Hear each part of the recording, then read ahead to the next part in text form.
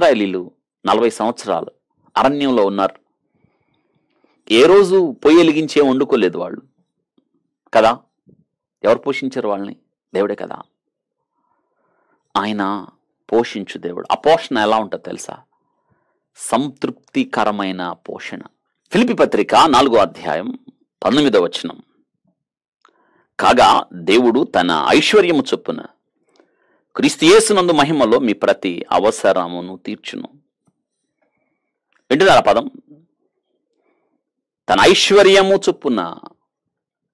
ఐశ్వర్యవంతుడు నీ దేవుడు. అంత ఐశ్వర్యవంతుడు దేవుడు ఉన్నప్పుడు మనం ఎందుకు భయపడాలి చెప్పండి? దేవుడు మన ప్రతి అవసరాన్ని తీరుస్తాడు. ఇక్కడ గమనించండి, కోరికలు కాదు, ప్రతి అవసరం. నీ అవసరాలేంటో తెలుసు ప్రభుకి. ఒకసారి ఆ ఇశ్రాయేలును చూడండి. 40 సంవత్సరాలు అరణ్యంలో వారు నడుస్తూనే ఉన్నారు. వాళ్ళు కాళ్ళకి చెప్పులు అరిగిపోలేదు. ఒకవేళ కాళ్ళకి చెప్పులు లేకపోతే ఎలా నడుస్తారు చెప్పండి? మహా ఎండకు కాలిన అరణ్యం అది. అవును, పాడైన భీకర ధ్వని కలిగిన అరణ్యం వాళ్ళు నడిచింది.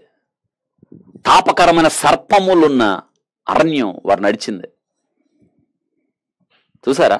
మరి చెప్పులు లేకపోతే ఎలా? కానీ వారి చెప్పులు అరిగిపోలేదు.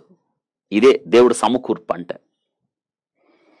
వారిలో ఎవ్వరు మాకు భోజనం లేదని చనిపోలేదు, మాకు వస్త్రాలు లేవని ఎవరు ఎన్నడూ అనలేదు. చూడండి, వారి వస్త్రాలు చిరిగిపోలేదు, కాళ్ళు అరిగిపోలేదు, వాళ్ళు మోకాళ్ళు నొప్పి పుట్టలేదు, చెప్పులు అరిగిపోలేదంట వాళ్ళకి.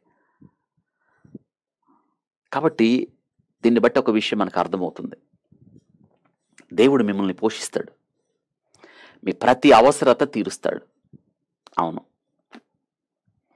పరిశుద్ధ గ్రంథంలో మనం ఎన్నో విషయాలు తెలుసుకోవచ్చు. ఇలాగా ఇశ్రాయేలీలు వాళ్ళ అరణ్యయాత్ర 40 సంవత్సరాలు దేవుడు తీర్చలేదా? అవును,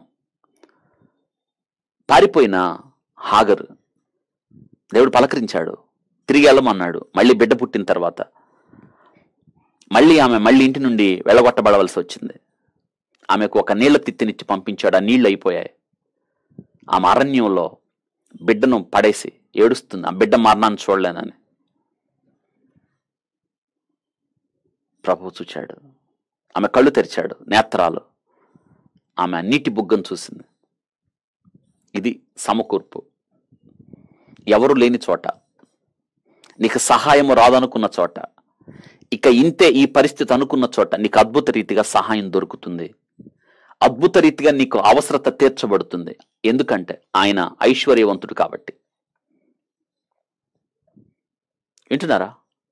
ఆలోచించండి. మీరు ఇప్పటిదాకా పోస్తున్నారా? ఏమైనా లేని స్థితిలో ఏమైనా ఉన్నారా? తినడానికి తిండి ఉంది, కట్టుకోవడానికి వస్త్రాలు ఉన్నాయి, ఉండటానికి ఇల్లు ఉంది. నువ్వేం తిన్నావని కాదు, తిన్నావా లేదా? ఏమి ధరించావు, ఖరీదు కలిగిన వస్త్రాలని కాదు, ధరించుకోవడానికి వస్త్రాలు ఉన్నాయా లేదా, ఉండడానికి ఇల్లుందా లేదా, నీడ ఉందా లేదా? ఇదే కదా దేవుడు సమకూర్చాడు. ఇది లేని వాళ్ళు అందరూ దేని కొరకు వెతుకుతున్నావు? నీ కొరకు నీవు గొప్ప వాటిని వెతుకుతున్నావా? దేవుడిచ్చిన వాటిని విడిచిపెట్టి ఆయనకి కృతజ్ఞతాస్తుతులు చెల్లించడం మరచి, ఇంత చేసిన దేవునికి నువ్వు కృతజ్ఞత స్తుతులు చెల్లించకుండా జీవితాన్ని గడిపేద్దాం అనుకుంటున్నావా? ఆలోచించండి.